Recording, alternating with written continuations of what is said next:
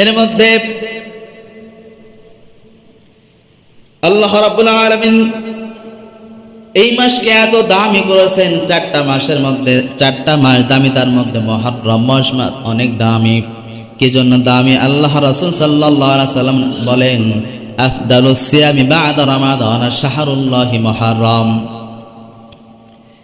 আল্লাহ রাব্বুল আলামিন এক সময় মুহররম মাসের রোজাকে প্রত্যেক নবীর জন্য ফরজ করে দিয়েছিলেন। প্রত্যেক নবীর জন্য ফরজ ছিল, প্রত্যেক উম্মতের জন্য ফরজ ছিল।